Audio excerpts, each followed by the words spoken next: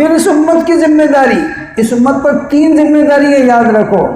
ایک ہے مکمل دین پر چلنا، یا ایھا الذین آمنوا ادخلوا فی السلم کافہ، اے ایمان والو پورے ایمان میں داخل ہو جاؤ، آدھا تیتر آدھا بٹر نہیں کرنا، آدھا کچھ کبھی ایسے آدمی کوئی پسند نہیں کرتا رنگ بدلی کو، پکا آدمی ہو اور پورے دین میں داخل ہو جاؤ، ایک کام۔ دوسرا کام دین کی محنت کرنا، اپنی جان و مال کو اللہ کے راہ میں لگانا۔ ان اللہ اشتری من المؤمنین انفسهم واموالهم بان لهم الجنہ، ہم نے تمہارے جان و مال کے بدلے میں جنت خرید لی ہے، لہذا جان مال ہم کو دے دو، اللہ کے راہ میں لگاؤ۔ وجاہدوا فی اللہ حق جہادی، دین کی محنت کرو جیسے دین کی محنت کرنے کا حق ہے۔ واجتباکم، ہم نے تم کو دین کی محنت کے لیے چنا ہے، یہ من گھڑت چیز تھوڑی ہے، کوئی جماعت اور گروپ اور پارٹی کام نہیں ہے، یہ تبلیغی جماعت نہیں ہے، کوئی الگ سے پارٹی نہیں ہے، بلکہ تو اللہ کا حکم ہے سارے ایمان والوں کے لیے۔ اے ایمان والوں اللہ کے دین پر چلو، اللہ کے دین کی محنت کرو، اس لیے کہ اس امت کا انتخاب اللہ تعالیٰ نے وہ دین کی محنت کے لیے کیا ہے۔ اخرجت للناس، لوگوں کے نفع رسانی کے لیے پیدا کیا گیا ہے، آپ کو اس کے کام کے لیے پیدا کیا ہے، دین کی محنت کے لیے، دنیا کمانے کے لیے آپ کو نہیں پیدا کیا، اسباب کی بڑھوتری کے لیے نہیں پیدا کیا۔ اسباب خود دیں گے، دنیا خود دیں گے تم کو، اتنی دیں گے کہ تم محنت کر کے بھی حاصل نہیں کر سکتے ہو، جیسے صحابہ کو دیا ہے، سونے کے ڈھیر چاندی کے ڈھیر گھروں کے اندر لگے ہیں، لیکن صحابہ نے ان ڈھیروں کو اپنی زندگی بنانے کے لیے استعمال نہیں کیا، جیسے مال آیا مال مفت دل بے رحم سارا کا سارا اللہ کے راہ میں لگا دیا، اپنی ذات پر خرچ نہیں کیا۔ حضرت عمر رضی اللہ تعالیٰ خلیفۃ المسلمین ہیں، امیر المومنین ہیں، لیکن فلسطین کو فتح کر رہے ہیں، بیت المقدس کو فتح کر رہے ہیں، اور بدن پر پھٹے ہوئے کپڑے ہیں، کئی پیون لگے ہوئے ہیں، اور ایک پیون اس میں چمڑے کا لگا ہوا ہے۔ کون ہے؟ بادشاہ اپنے زمانے کا۔ آج کے زمانے میں گرام پنچایت کا ممبر منسٹر ٹوٹی اس کی 56 15 14 15 غلام اس کے پاس میں ہوتے ہیں، اور یہ امیر المومنین ہے، دنیا کا بادشاہ ہے، اور پھٹے کپڑے ہیں۔ دنیا کو توجہ دی نہیں، وہ تو اصل آخرت، لا عیش الا عیش الآخرہ، اصل راحت جنت کی ہے، اصل عیش جنت کا ہے۔ دنیا میں عیش اور راحت حاصل کر کے کیا کرتے ہو؟ دنیا کا ہے، دنیا کی راحت یہ ہے کہ ہم دنیا کے اندر دین کی محنت کے تکلیف کو برداشت کریں۔ صحابہ نے مقصد بنایا تھا اس امت پر محنت کر کے وہاں تک کہ پہنچانا ہے، پہنچنا بھی ہے، امت کو پہنچانا ہے۔ دین کی محنت اس امت کی لازمی ذمہ داری ہے، جیسے نماز ہے، روزہ ہے، حج ہے، زکوٰۃ ہے، اسی طریقے سے اللہ کے دین کی محنت کے لیے نقل و حرکت کرنا، اللہ کے دین کی محنت کرنا، اور جان و مال لے کر اللہ کے راستے کے اندر جانا۔ جیسے قرآن شریف نے کہا وَجَاهِدُوا فِي اللَّهِ حَقَّ جِهَادِهِ، جیسے دین کی محنت کرنے کا ہے ویسا ادا کرو۔ فقط 40 دن لگا دیے، مہینے میں 3 دن لگا دیے، ہفتے کے 2 گوشت کر لیے، یہ ٹھیک ہے، اتنا بھی کر لو، دھیرے دھیرے انشاءاللہ بڑھتا چلا جائے گا، قربانی کا مزاج بنے گا، تو مزاج بنانے کے لیے ہے، ورنہ مطلوب تو ساری زندگی سارا مال ہے، جیسے صحابہ نے لگایا سارا مال اس کے اندر لگاؤ۔ قرآن شریف کے اندر ایک بات بیان فرمائی اللہ تعالیٰ نے، بعض صحابہ نے، چونکہ صحابہ تھے، یہ بڑے جیالے لوگ تھے، اپنی جان مال کو وہ اللہ کے لیے نمٹانا جانتے تھے، کسی طریقے سے ہو جائے اللہ کے لیے۔ چنانچہ بعض صحابہ بیٹھ کر مشورہ کر رہے مسجد نبی کے اندر کہ اللہ ہم سے کیا چاہتا ہے، نبی کریم صلی اللہ علیہ وسلم سے کوئی پوچھ لے کہ اللہ کیا چاہتے ہیں، ہم پوری جان دینے کو تیار ہیں، مر جائیں گے اللہ کے لیے۔ کوئی معلوم حضور پوچھ لیں اللہ تعالیٰ سے کہ اللہ تو اپنے بندوں سے چاہتا کیا ہے۔ اب یہ بڑی بات سوچ رہے تھے، اللہ ہے، کیا کہنے اس کے، واہ واہ، اس کی شان ہی بلند ہے، وَلَهُ الْكِبْرِيَاءُ فِي السَّمَاوَاتِ وَالْأَرْضِ، ساری بڑائیاں اسی کے لیے ہیں، بندوں کے دلوں کی دھڑکن کو جانتا ہے۔ یہ تو اتنی بڑی باتیں سوچ رہے تھے، فوراً جبرائیل علیہ السلام کو بھیج دیا کہ نبی جی تمہارے جیالے، تمہارے چاہنے والے یہ باتیں سوچ رہے ہیں، ان سے کہہ دو لِمَ تَقُولُونَ مَا لَا تَفْعَلُونَ، كَبُرَ مَقْتًا عِندَ اللَّهِ أَن تَقُولُوا مَا لَا تَفْعَلُونَ إِنَّ اللَّهَ يُحِبُّ الَّذِينَ يُقَاتِلُونَ فِي سَبِيلِهِ صَفًّا كَأَنَّهُمْ بُنْيَانٌ مَرْصُوصٌ۔ وہ تو صحابہ کے بارے میں نہیں، وہ ہم سے خطاب تھا اصل میں، صحابہ کو سامنے رکھ کے قیامت تک کے آنے والے مسلمانوں کو خطاب کہ ایسی بات تم کیوں کہتے ہو جس پر تم عمل نہیں کر پاؤ؟ اور یہ بات پکی ہے کہ ہمیں تو یہ بات پسند ہے کہ امت مسلمہ دین کی محنت کے لیے صف لگا کر کھڑے ہو جائیں، جیسے سیسا پگھلی ہوئی دیوار ہوتی ہے ایسی دیوار ختم ہو جائے اور اللہ کے راستے میں شہید ہو جائیں۔ یہ بات تو بہت پسند ہے، لیکن تم کر نہیں سکو گے اس کو، لہٰذا آئندہ چل کے سہولت والی بات بیان کی۔ یہ امت جیسے ہم لوگ کمزور ہیں اور دین شریعت دین کی محنت کے سارے لوازمات قیامت تک کے لیے چلنا ہے، سارے مسلمانوں کو دینی ہے، سارے انسانوں کو دین کی طرف بلانا ہے۔ احکام شریعت قیامت تک کے لیے ہے، صرف صحابہ کی زندگی تک نہیں بلکہ قیامت تک آنے والی انسانیت اور جنات سب دین کے پابند رہیں گے، سب کے لیے احکام ہے، ہر زمانے کے لیے ہر موڑ کے اوپر حکم اللہ تعالیٰ کا ہے، حضور صلی اللہ علیہ وسلم کا طریقہ موجود ہے۔ تو آئندہ پھر خود اللہ نے فرمایا یا ایھا الذین آمنوا هل ادلکم علی تجارۃ تنجیکم من عذاب علیم، اے ایمان والو کہ ہم تم کو ایسی تجارت نہ بتائیں جو تمہیں دردناک عذاب سے نجات دلا دے۔ سہولت کر دی اللہ تعالیٰ، آسانیاں کہتا ہے، اس لیے کہ اللہ تعالیٰ احکامات دے کر امت مسلمہ کے اندر سہولتوں کو پیدا کرنا چاہتے ہیں، مشکل میں نہیں ڈالنا چاہتے ہیں۔ یرید اللہ بکم اليسر ولا یرید بکم العسر، ہم تمہارے ساتھ میں آسانی کا معاملہ کرنا چاہتے ہیں، تم کو تکلیف میں نہیں ڈالنا چاہتے ہیں۔ جیسے یہاں پر تکلیف سے بچا لیا، کیا محنت کرنی ہے، کیا تم کو دردناک عذاب سے نجات دلانے والی چیز ہے؟ تؤمنون باللہ ورسولہ وتجاہدون فی سبیل اللہ باموالکم وانفسکم ذالکم خیر لکم ان کنتم تعلمون، کہ اللہ کے ذات کا یقین دلوں کے اندر کامل طریقے سے ہو، حضرت نبی کریم صلی اللہ علیہ وسلم کی زندگی مکمل طریقے سے زندگی کے اندر ہو، اور اپنی جان و مال کو لے کر اللہ کے راستے میں چلنا۔ امام بخاری رحمۃ اللہ علیہ نے مستقل باب قائم کیا کتاب الجہاد، الجہاد فی سبیل اللہ باموالہم وانفسہم، اللہ کی راہ میں محنت کرنا اپنی جان و مال کے ساتھ، اور اس باب کے اندر اسی آیت کریمہ کو نقل فرمایا ہے کہ اپنی جان و مال کو اللہ کے راہ میں لگانا۔ تو دعوت کی محنت کے ذریعے سے جو قرآن شریف نے کہا ہے اس کو عملی طور سے جامع پہنانا، اپنی جان و مال لے کر اللہ کے راہ میں چلنا، کہ یہ امت پر فریضہ ہے۔ اس لیے کام کے لیے اللہ تعالیٰ نے اس امت کو منتخب کیا ہے، وَاجْتَبَاكُمْ، ہم نے تم کو اس کے لیے منتخب کیا ہے، یہی کام ہمارا ہے، اس کے لیے اللہ تعالیٰ نے ہم کو پیدا کیا ہے۔ پھر اس کام کے ملنے پر اللہ تعالیٰ کی طرف سے وہ شواہد قائم کیے گئے ہیں کہ جس سے ہر آنے والا مسلمان ان شواہد کو دیکھ کر اللہ کے راہ میں چلے۔ صحابہ کرام رضوان اللہ تعالیٰ اجمعین جب اس بات کو سمجھ گئے تو جس دن ایمان میں داخل ہو جاتے اسی دن سے دعوت کی ذمہ داری کو محسوس کرتے ہوئے دعوت کے میدانوں میں اپنے آپ کو لگا دیا کرتے تھے، پھر نہ جان کی پرواہ نہ کسی اور کی پرواہ۔ حضرت ابو ذر غفاری رضی اللہ تعالیٰ عنہ ایمان میں داخل ہوئے، ملک شام سے آئے، مکہ مکرمہ کے اندر حرم شریف کے اندر بیت اللہ کے اندر رکے رہے، ایک دن، دو دن، تین دن۔ حضرت علی نے پوچھا بھائی آپ نئے آدمی نظر آتے ہو، کیسے آ گئے یہاں پر، کھانے پینے کیا انتظام ہے؟ ان سے پوچھا، کہنے لگے میں نے ایک بات سنی ہے کہ یہاں پر کوئی نبوت کا دعویٰ کرنے والے شخص ہیں، میں ان سے ملنا چاہتا ہوں۔ تو حضرت علی نے کہا واہ واہ تو اپنا آدمی ہے۔ کہا کہ دیکھو یہ حالات ٹھیک نہیں ہیں، حالات خطرناک ہے، بولنا مت کس کو، نہیں تم ماریں گے لوگ تم کو۔ پھر کیا کر، میں تم ایسا کرو میرے ساتھ میں چلو، لیکن یاد رکھیں میرے ساتھ میں چوکنے پن سے چلنا، جب میں کوئی خطرہ محسوس کروں گا تو میں رک جاؤں گا، تم نے آگے چلتے رہنا تاکہ تمہارا چلنا میرے ساتھ کسی کو معلوم نہ ہو۔ چلتے گئے، بہر اللہ تعالیٰ کو ہدایت دینی تھی، یہ مقدر سے پہنچ گیا نبی کریم صلی اللہ علیہ وسلم کے پاس۔ حضور صلی اللہ علیہ وسلم نے کلمہ پڑھایا، انہوں نے کلمہ پڑھا، ساری باتیں کہی، اطمینان ہو گیا، ایمان میں داخل ہو گئے۔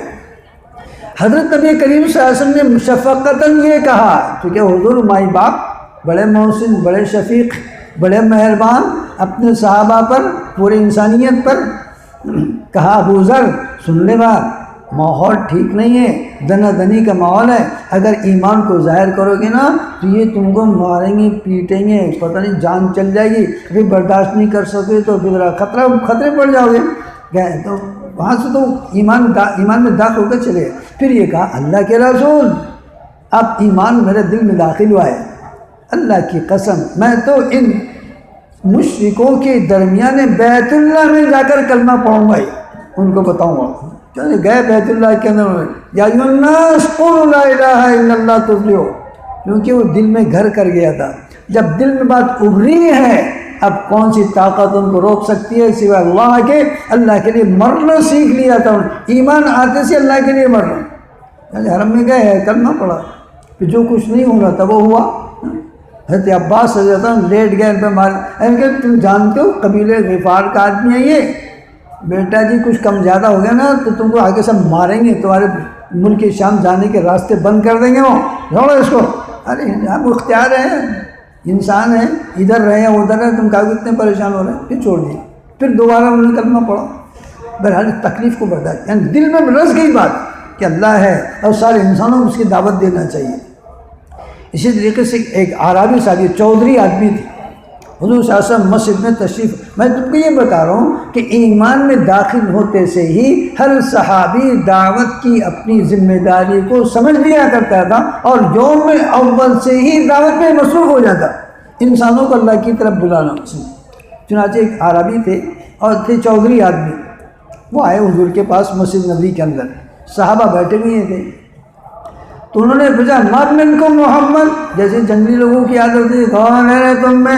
بہت زیادہ لمبے چل رہے تم، ہاں ایسے کرتے نا باتیں، آڑی تھڑی باتیں، تو انہوں نے کہا من منکم محمد، کون ہے تمہیں محمد، ایسی ایسی باتیں کرتے ہوں۔ تو صحابہ نے بڑے ادب کے ساتھ میں کہا کہ جی یہ تشریف فرمائیں ہمارے درمیان، 14 رات کے چاند سے بھی زیادہ روشن، وہی ہمیں حضور کی طرف اشارہ کر دیا۔ حضور درمیان میں بیٹھ جایا کرتے تھے، کوئی امتیازی شان نہیں تھی آپ کی، سب کے درمیان میں بیٹھ جایا کرتے، تو اشارہ کیا، وہ سمجھ کر حضور کے پاس تشریف لائے وہ عربی، اور کہنے انت محمد، کیا تمہیں محمد ہو؟ انہوں نے کہا ہاں میں محمد ہوں۔ میں نے یہ سنا ہے کہ تم نبوت کا دعویٰ کرتے ہو، اللہ کی وحدانیت اور تمہاری نبوت کا تم اقرار کرو۔ کہنے کہ ہاں صحیح بات کہا، صحیح بات سنی تم نے، ایسا ہی کہتا ہوں میں کہ کلمہ توحید پڑھ لو اور میری رسالت کے تم مقر ہو جاؤ، اقرار کرو میری رسالت کا۔ اچھا بہت اچھا، میں نے یہ بھی سنا ہے کہ تم جو مسلمان ہو جائے اس کو 5 وقت کی نمازوں کا حکم کرتے ہو۔ کہنے کہ ہاں یہ بھی کرتا ہوں۔ اچھا میں نے یہ سنا ہے کہ تم لوگ جو مالدار لوگ ہیں ان سے کہتے ہیں زکوٰۃ ادا کرو اور غریبوں مال کو تقسیم کرو۔ حضور نے کہا یہ بھی کہتا ہوں۔ پھر اچھا میں نے یہ بھی سنا ہے کہ تم سال بھر میں مسلمانوں کو 1 مہینہ روزہ رکھنے کا حکم کرتے ہو۔ کہنے کہ صحیح سنا تم نے، بالکل ایسے ہی کہتا ہوں روزہ رکھنے کا۔ پھر ایک روایت کے اندر حج کا بھی تذکرہ ہے، بعض روایت میں حج کا تذکرہ نہیں ہے۔ یہ باتیں ہو گئی، حضور نے صرف اتنا ہی کہا ہاں نام، اس کے علاوہ کچھ نہیں کہا، لیکن ایمان ان کے دل میں اتر گیا، یہ سوال اور جواب سے ایمان ان کے دل میں اتر گیا، اور کہا کہ بایعنی رسول اللہ صلی اللہ علیہ وسلم، اے اللہ کے رسول صلی اللہ علیہ وسلم مجھے بیعت کر لو، اشہد ان لا الہ الا اللہ وان محمدا عبدہ ورسولہ۔ اور پھر یہ کہا کہ اے اللہ کے رسول سن لو میری بات، میرے پیچھے بہت بڑی جنپت ہے، بہت بڑا قبیلہ ہے، اب سب کو جا کر ایمان کی دعوت دوں گا اور سب کو آپ کے پاس میں لاؤں گا، میں سب کو ایمان قبول کرانے کے لیے۔ تو وہ چلے گئے، تو حضور نے کہا دیکھو وہ صحابہ، دیکھو نا جس کو جنتی دیکھنا ہے آدمی کو، دیکھو جنتی آدمی ہے یہ، ان کا نام ہے زمام ابن ثعلبہ رضی اللہ تعالیٰ۔ تو ایمان میں بھی داخل ہوئی، حضور نے کچھ نہیں کہا کہ رے بابا جا کے سمجھانا، لانا تیرے سارے بچوں کو، تیرے ماں باپ کو، تیرے بھائی بہن، کچھ نہیں کہا، انہوں ایمان میں داخل ہو گئے اور خود ہی جانے لگے اور کہا کہ سب کو لاتا ہوں اب تمہارے پاس۔ تو یہ دعوت کی محنت کی ذمہ داری حضرت نبی کریم صلی اللہ علیہ وسلم کی رہتی زندگی کے اندر جو ایمان میں یوم اول میں داخل ہو جاتا، اس کے ذمہ داری کو محسوس کرتے ہوئے دعوت میں لگ جایا کرتا تھا۔ صدیق اکبر رضی اللہ عنہ ایمان میں داخل ہوئے اور پہلے ہی دن 5 لوگوں کو حضور کی خدمت میں لا کر پیش کر دیا، اللہ کے لیے پڑھاؤ کلمہ، یہ ہو گئے اپنے آج کے دن کی کمائی ہے، یہ 5 آدمی کو ایمان داخل، دوسرے دن میں 4 کو لائے، دن بدن قافلہ بڑھتا رہا۔ تو دعوت کی ذمہ داری اس امت کے ہر فرد پر ہے، فقط تبلیغ والوں پر نہیں یا مولوی ملاؤں پر نہیں، ہر مسلمان کی ذمہ داری ہے۔ اب سب مل کے محنت کریں گے، سارے مسلمانوں کو یاد دلائیں گے تو کچھ یاد آ جائے گا، اور دھیرے دھیرے کام کے لگنے کے اندر ہم لوگ معین و مددگار بن جائیں گے، امت کا اور انسانیت کا بھلا ہو جائے گا۔ جس وقت یہ امت کا ہر فرد دین کے احکام پر جم جائے گا اور سنت نبی صلی اللہ علیہ وسلم کا عامل بن جائے گا، اللہ کی ذات سے امید ہے کہ اللہ کی رحمت کے اندر جوش پیدا ہو کر سارے انسانوں کو آنے واحد کے اندر ہدایت دے دیں گے، نہ چاہنے والوں کو ہدایت ملے گی۔ اس دنیا کے سرزمین پر کوئی بھی اللہ کا نافرمان باقی نہیں رہے گا، اس لیے کہ اللہ تعالیٰ دین کی محنت کے اندر اور دینداروں کی محنت کے اندر تاثیر رکھی ہے۔ جب زمین پر دعوت کی محنت ہوتی ہے اور بندے اللہ کے لیے محنت کرتے ہیں، مشقت اور محنت اور مجاہدوں کے ساتھ میں کرتے ہیں، اللہ کو پیار آتا ہے اور اللہ تعالیٰ ان کی محنت کی وجہ سے مدعو انسانوں کو ہدایت دے دیا کرتے ہیں۔ حضرت نبی کریم صلی اللہ علیہ وسلم محنت کرتے رہے تو عمر فاروق جیسے آدمی ایمان میں داخل ہو گئے، جنہوں نے قسم کھائی تھی نعوذ باللہ من ذالک، حضور صلی اللہ علیہ وسلم قتل کے در پہ تھے، پیچھے پڑے تھے کہ آج کم نمٹا دوں گا، لیکن محنت ہوئی تھی اور حضور صلی اللہ علیہ وسلم دعا کی تھی، ایمان میں داخل ہو گئے۔ تو کوئی بات، ہندا ایمان میں داخل ہو گئی، حضرت وحشی ایمان میں داخل، تو کٹر لوگ تھے تو، لیکن محنت ایک معیار پر پہنچی، اللہ تعالیٰ نے ان ظالموں کو بھی ہدایت دے دی اور وہ صحابیت کا شرف حاصل کر گئے۔ آج بھی میرے دوست مسلمانوں، ہم اگر محنت کے لیے کھڑے ہو جائیں ذمہ داری کے ساتھ، یہ کام کو دوسروں کی طرف منسوخ نہیں کرنا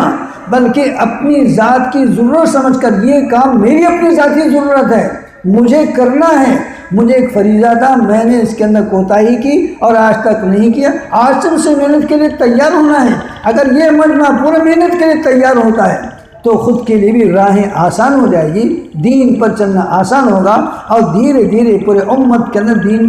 دین پھیلتا چلا جائے گا، جبکہ ذمہ داری ہماری جان و مال کی قربانیاں لے کر چلنا۔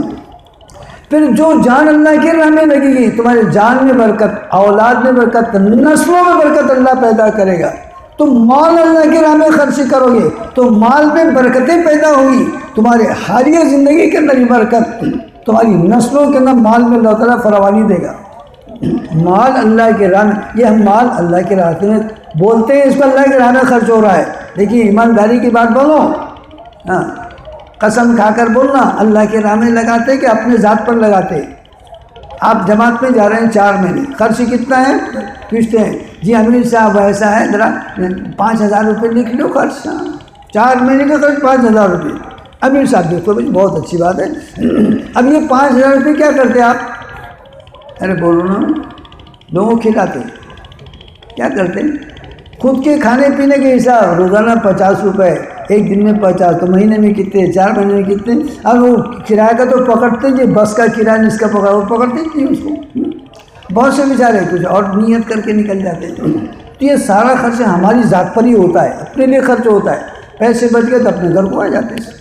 لیکن تب بھی یہ اللہ کی راہ میں خرچ کرنے کے مترادف ہے، اس لیے اس کی ہم کہتے ہیں کہ اللہ کی راہ میں مال خرچ ہو رہا ہے۔ اب سنو، اللہ کی راہ میں مال خرچ کرنے پر اللہ اس کو تم سے لیتے نہیں ہیں، تم کو واپس کرتے ہیں، اور کتنا واپس کرتے ہیں؟ اللہ اکبر، واقعی وہ اللہ ہی اللہ ہے، اس کی شان بڑی بلند ہے، بڑے پیارے ہیں، بڑے رحیم و کریم ہیں، بڑے کرم کرنے والے۔ قرآن شریف نے اللہ نے وعدہ فرمایا، مثل الذین ينفقون اموالهم فی سبیل اللہ كمثل حبة أنبتت 7 سنابل في كل سنبلة 100 حبة والله يضاعف لمن يشاء والله واسع علیم، کہ وہ مثال ان لوگوں کی جو اللہ کے راہ میں مال کو خرچ کرتے ہیں ایسی ہے جیسے کوئی کسان زمین میں ایک دانہ ڈالے اور اس سے ایک درخت نکلے، اس کو 7 بالیں لگے، ہر بال کے اندر 100 دانے ہوں، تو درخت 7 بالیں اور ہر بال کے اندر 100 دانے، تو کتنے ہو گئے؟ 700، 7 میں 1 میں 100 تو 7 میں 700۔ ایک دانے کے بدلے میں تم کو 100 دانے دے رہے ہیں، کسان 100 لیتا ہے۔ اللہ تعالیٰ اس بندے کو جو اللہ کی راہ میں مال خرچ کرے ایک کے بدلے میں 700 دیتے ہیں۔ واللہ یضاعف لمن یشاء، اس پر بھی انتہا نہیں بلکہ بندے کے اخلاص کے مطابق اس کو اس پر اور بہت زیادہ دیں گے۔ یہ تو گنتی بتائی ہم جیسے کنجوس لوگوں کے لیے، کنجوس ہوتے نا، کتنے ہو گئے؟ بولے میرے پاس 80 روپے جمع ہو گئے، اب 85 ہو گئے، اب 99 ہو گئے، 1 روپے ڈالو 100 ہو جاتا، پھر 100 رکھ دیا، پھر بولے 1 ہو گیا، 2 ہو گئے، وہ 100 گنتا ہی نہیں اس کو، جو ایسے کہتے خرچہ کریں گے، اس کو خرچہ ہو جائیں گے نا، پھر بچے پیدا ہو جائیں گے تو منا کو کون لا کے دے گا؟ یہ تو کنجوسوں کا مزاج ہے، گنتی کرنے کا۔ جو سخی ہوتے ہیں وہ گنتی نہیں کرتے، ہنجل بھر کے دے دیا کرتے، لو ہر بولو صاحب وہ دے نو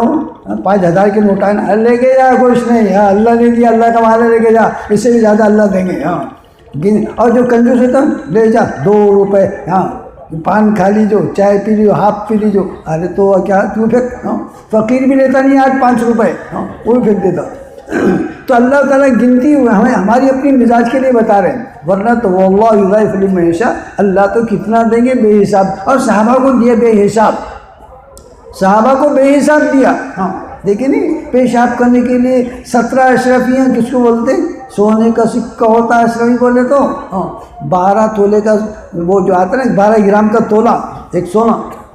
1 تولہ سونا 12 گرام میں، تو اب 17 ملی تھی ان کو، کتنی پیشاب کرنے پر دے دی اللہ، جاؤ دنیا کی کوئی قیمت نہیں، اللہ کے دربار میں دنیا کی قیمت ہے ہی نہیں، وہ تو اپنے زبردست سر پر سوار کر کے بیٹھے اس کو، دنیا کوئی قیمت نہیں۔ لو کانت دنیا عند اللہ تعدل جناح بعوضہ ما سقى للکافر شربۃ ماء، دنیا کی قدر و قیمت اللہ کے دربار میں مچھر کے برابر بھی ہوتی، نافرمانوں کو پانی گھل بھی نہ دیتے۔ اس لیے دنیا سے جی نہ لگاؤ، اس دنیا کے اندر زیادہ اپنا مشغول نہ رکھو، بلکہ اللہ کے ذات کے ساتھ میں تعلق پیدا کریں، اللہ کے دین کی محنت جان مال کو لٹائیں، اس کے لیے ہماری یہ پیاری محنت ہے۔